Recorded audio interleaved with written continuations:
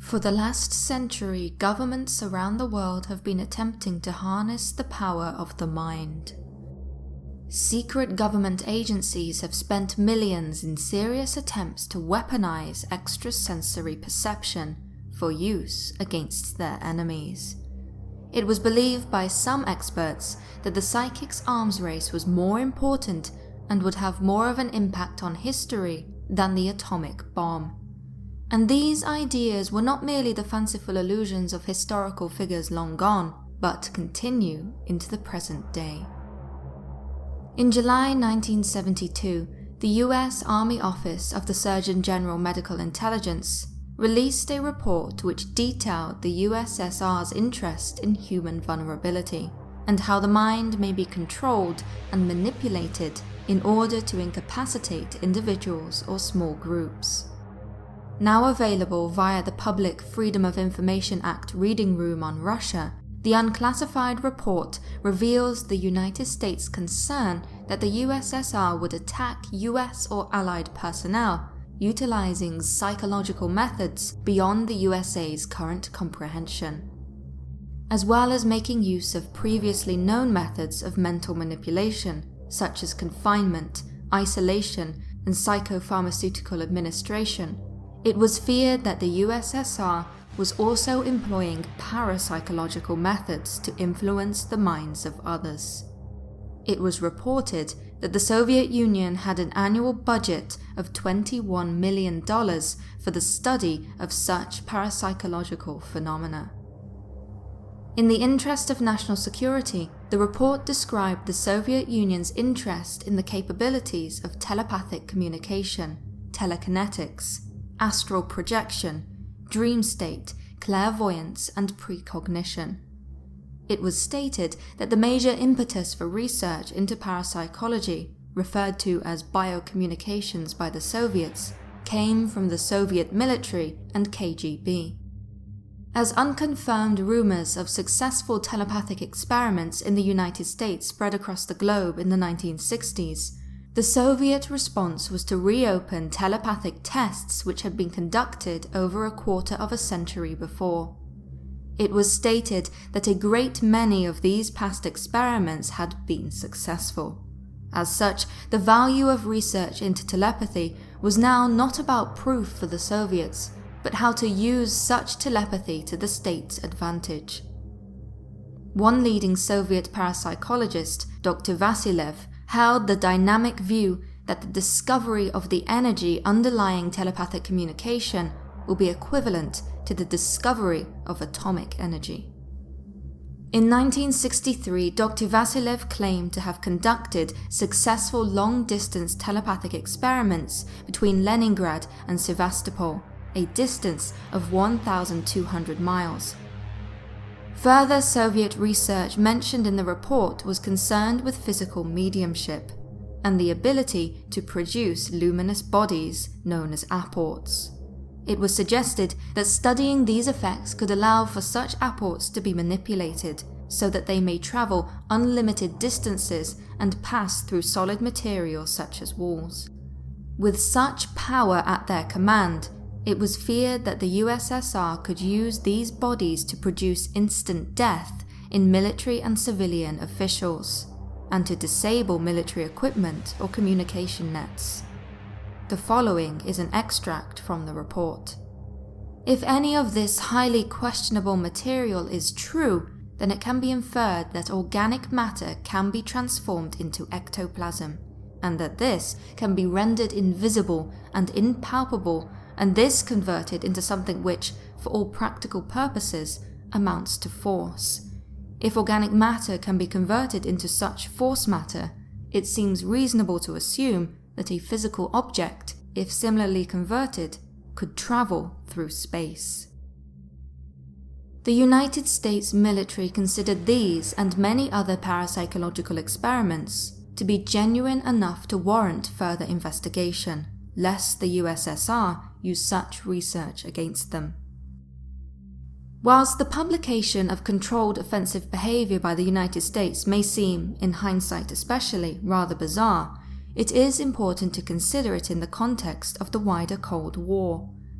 After all, it was the responsibility of the Defense Department and CIA to be aware of what the enemy, the Soviet Union, was working on and to create programs to counter it, even if that meant crossing the boundary into the supernatural.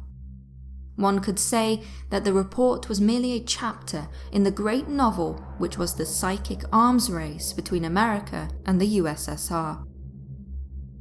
Clandestine paranormal experiments commissioned by military and intelligence departments were not limited to the Soviet Union. Believing that significant advancements had been made by the enemy in the field of parapsychology, the US Army established a secret unit in 1978 at Fort Meade, Maryland. Although the project had many different code names over the years, from Gondola Wish to Grill Flame, it would be remembered by history as the elusive Stargate project. Terminated and declassified in 1995, the once secret project investigated the potential for psychic phenomena in military and domestic intelligence for close to 20 years. In particular, it was the anomaly of remote viewing on which the project primarily focused. Remote viewing is the practice of uncovering information about a distant or unseen target, purportedly using extrasensory perception. In the context of the Cold War, this meant the ability to psychically see the Soviet Union's planned events, covert sites, important people, and top-secret information from a great distance. It was hoped that Stargate would give the United States the ability to spy without spying. Far from being approached with skepticism, Stargate attracted the support and interest of many who knew of its existence. A key sponsor of the research conducted at Fort Meade was Major General Stubblebean. Convinced of the reality of a wide variety of psychic phenomena, he required all his battalion commanders learn how to bend spoons like Uri Geller. It is said that the Major General also experimented with his own psychic potential, even attempting to walk through walls. The quest for psychically enhanced super soldiers was a tantalizing proposition. By the time of its termination, the program had conducted thousands of remote viewing sessions, with some notable successes. The 8 Martini results, for example, were aptly named. The data produced during a particular session had been so mind-boggling that everyone had to go out and drink 8 martinis afterwards to recover.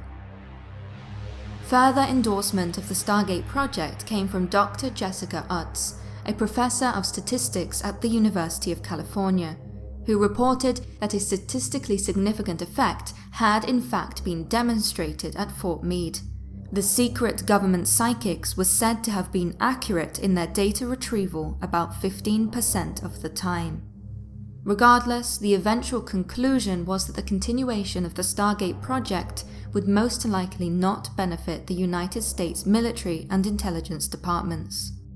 The American Institute for Research, contracted by the CIA to evaluate the program, suggested that extrasensory perception would not provide data useful to intelligence operations. As such, the project was disbanded and subsequently declassified. Yet, far from being the end of it, the tests conducted at Fort Meade would go on to inspire future clandestine government projects. In early November 2001, the United Kingdom's Ministry of Defence devised a secret experiment which was hoped would increase defence and protection of Great Britain.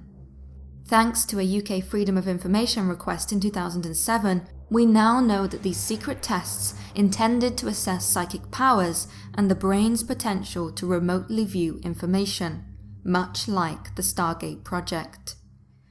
It is believed that this experiment was contrived in response to attacks in the United States which had shocked the world only the month before. Nick Pope, who ran the Ministry of Defence's UFO research program and worked at the ministry for 21 years, said, "It can only be speculation, but you don't employ that kind of time and effort to find money down the back of the sofa." It can be hypothesized that the MOD intended to train British soldiers to remotely view sensitive information about radical organizations active at the time, and hopefully prevent further harm being done to the general public. When one reads the now declassified UK Eyes Only secret report, it certainly seems like this may have been the case. In December 2001, a small sample of untrained amateur psychics were taken to a secret rented property that offered minimal environmental distractions. There, over the course of 18 sessions, the participants were invited to remotely view the contents of several sealed envelopes. Inside each envelope was a different image.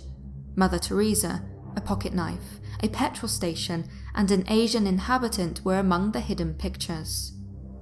Minimal intrusion on the participants was important throughout the sessions.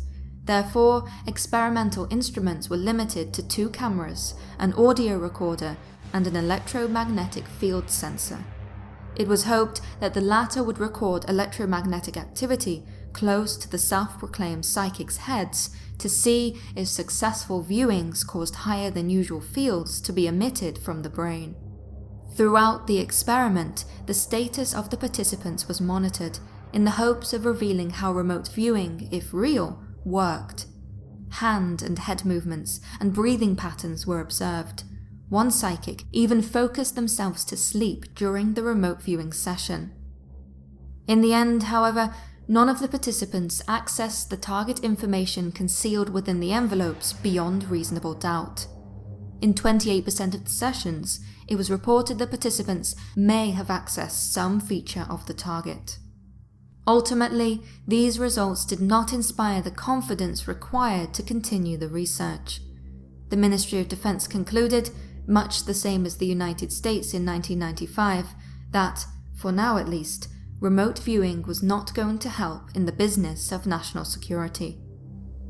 However, the apparent failure of both the US and UK remote viewing programs should not be seen as the death knell for government-sponsored parapsychological research. Far from it. As recently as 2014, the United States Office for Naval Research dedicated a budget of $3.85 million to research precognition, the intuition and premonition-based phenomena of knowing something before it happens. As the project was established as a 4-year program, its research is ongoing. According to the Pentagon, the program was inspired by battlefield reports which seemed to indicate the existence of a sixth sense ability amongst some soldiers. One incident came from Iraq in 2006, when Staff Sergeant Martin Richburg prevented an improvised explosive device from exploding at an internet cafe, supposedly using his powers of intuition.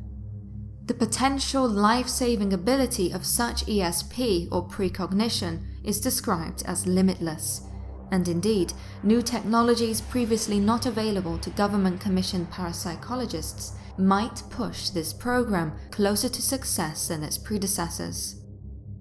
With research not yet complete, only time will tell if science is indeed any closer to unlocking the potential of the brain's long-claimed psychic abilities. Thank you for watching. If you enjoyed this, please be sure to give this video a thumbs up and to subscribe for more of the paranormal. You can check out the links on screen now for more paranormal content. Remember, the more you know, the more there is to fear.